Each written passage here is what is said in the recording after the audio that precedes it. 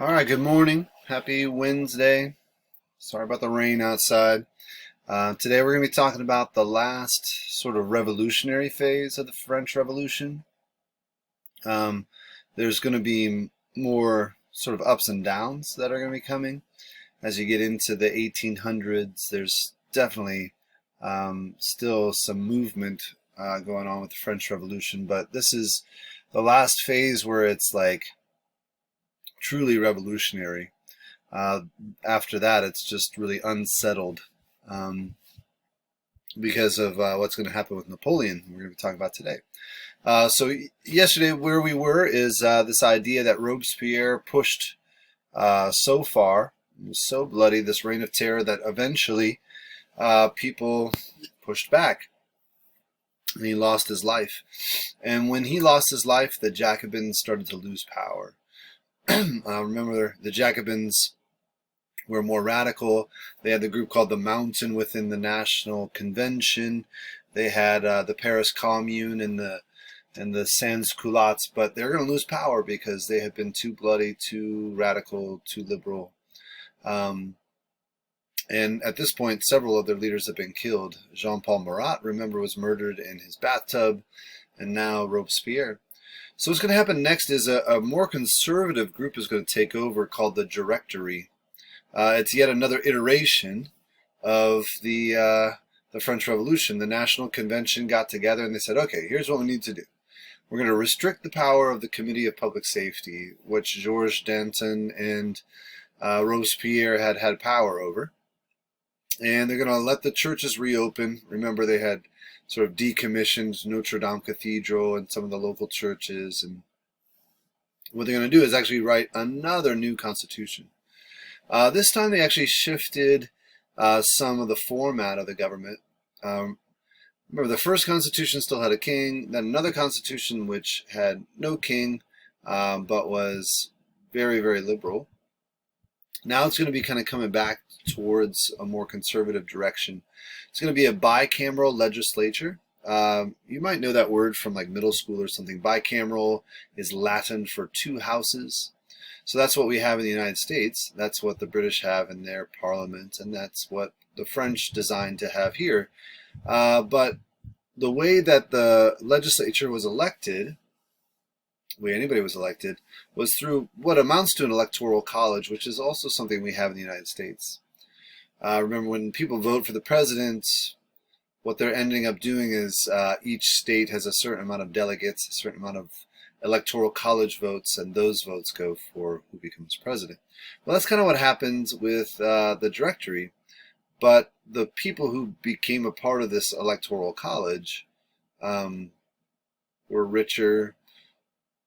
It was really limited to upper class in many ways. And that kind of brings it back in a conservative direction. Anyway, what they end up doing is they end up electing a committee of 5 elders, and they called the elders the Directory, and they were in charge for about 4 years, a little over 4 years. But these people were known for corruption.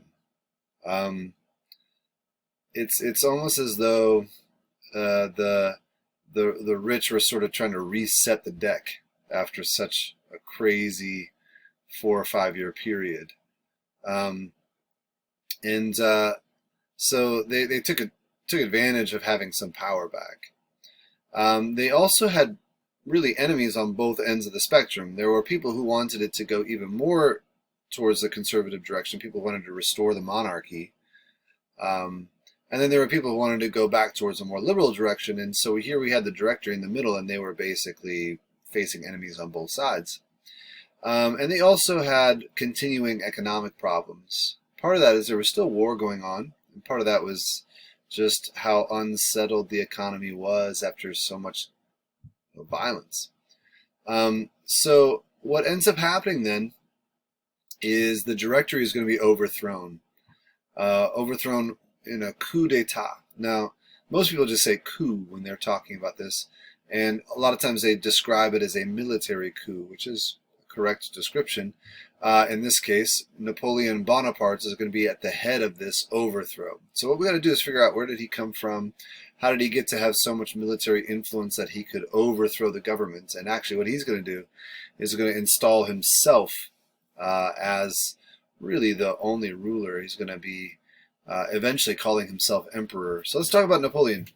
When I say the age of Napoleon, I mean the era of Napoleon, not his actual age. But he was born in 1769 in Corsica, which is actually an island in the Mediterranean. It had been Italian for a while, and the French took it, annexed it. And so he's actually not French. And for a while, that was actually kind of problematic for him. He won a scholarship to a famous military school in Paris. And he was, when he was going through this military school, really kind of an outsider. He spoke with this accent. It wasn't French. He didn't, know French culture nearly as well. And so what he ends up doing in school is more than just learning military. He actually threw himself into French culture, reading a lot of the French philosophers, people that we've talked about, Voltaire and Jean-Jacques Rousseau and Montesquieu and all that. And this kind of reveals just how driven he is. He didn't ever have friends, really. He wasn't well liked, but he was driven, and he was going to rise through the ranks really, really quickly. He actually makes his way to brigadier general by 1794. If you're keeping track, he's 25 years old at that point. As a brigadier general, that's impressive.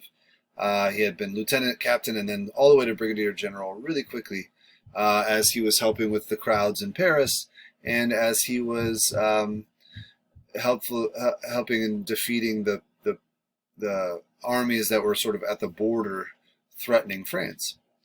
That actually spills over to some really remarkable campaigns in northern Italy, where he defeated Italian and papal armies. And he's kind of welcomed back into Paris as this conquering hero, and his fame is really kind of at a peak. And so he's given control of the main French army at that point. And the idea was he was supposed to get them ready to invade England. But invading England's very hard. Because it's an island, you have to have, full control of the sea. And of course, England had a very good navy. And anytime you're trying to land an invasion force, keeping your supply lines open, those sorts of things are really hard. And so Napoleon realized it's not going to be possible. It's not going to be doable. So he said, why don't we actually hit the British, but actually hit them somewhere else? Let's hit them in Egypt. Especially because Egypt sort of opened the way to India on the other side of the Persian Gulf there. And so that was his plan.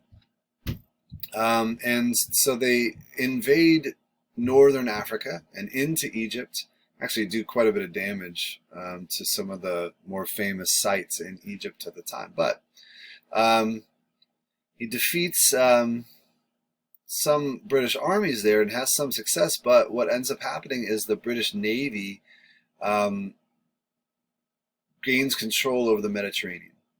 The French Navy was defeated, and that meant that Napoleon had no way of supporting his army, supplying his army. He was cut off. So he actually abandons his army. There was basically a surrender, and he just got out and left them there. Now, many of those people were just going to be sort of released. That's usually how that works. But it's kind of odd to see him abandon his men like that. But what ends up happening when he gets back then is he's going to organize this coup, take part in this coup, and overthrow the government. And what they set up was a consulate. Now, a consulate is supposed to be a republican form of government. Actually, it goes all the way back to ancient Rome. Rome, they had 2 consuls that were elected each year to be in charge, and they had a senate, and they had a sort of lower class assembly as well. But in this case, Napoleon's going to be named consul, but that's really going to be just his foot in the door. It's supposed to be republican, but he actually gets named consul for life, which means he's not going to be elected over and over and over again. He's just made the consul. And once he's consul, he actually starts making all kinds of changes. He actually even crowns himself emperor eventually in Notre Dame Cathedral. So much so that he actually takes the crown and puts it on his own head. Like, he crowned himself emperor. And as you'll note, this is really kind of backwards from the revolution. Now, on the one hand, you might say it's revolutionary, meaning big changes. And another thing you might say is there's no way Napoleon could have gained power like that before the revolution, so it might be, in a sense, a result of the revolution. This is not an upper-class citizen. He's not even French. But it's hard to note whether or not he is continuing the revolution. Now, he is really trying to paint himself that way. He is a sort of a master of propaganda, and one of his goals was to advertise himself as the one who is for the ideals of the revolution and advancing the ideals. But there's certain things that are going to be changing that are not necessarily a part of the revolutionary storyline.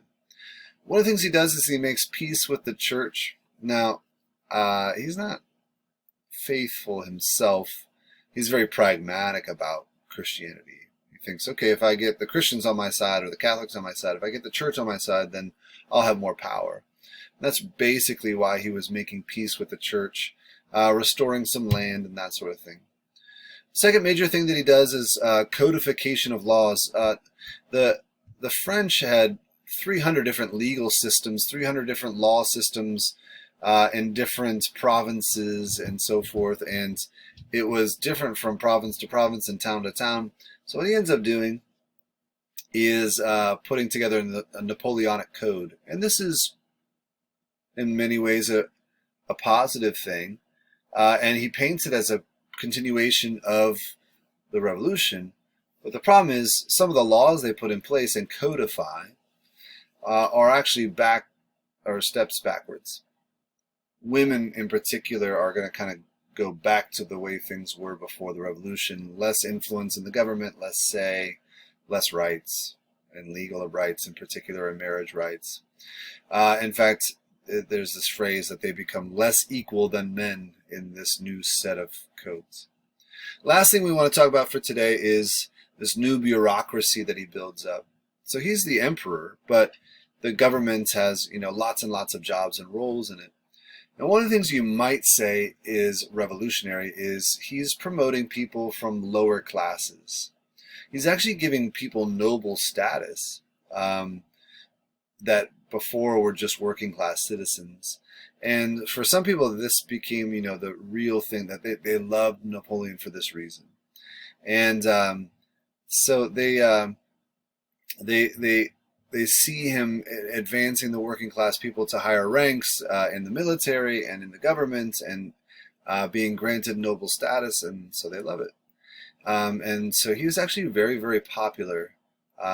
And he's going to, in a sense, try to build off that popularity and try to control all of Europe now that he has basic control of all of France. So we'll talk about that tomorrow, and then we won't have any video on Friday. I'm going to be posting the worksheets later this afternoon, and then you'll have those days to work on it.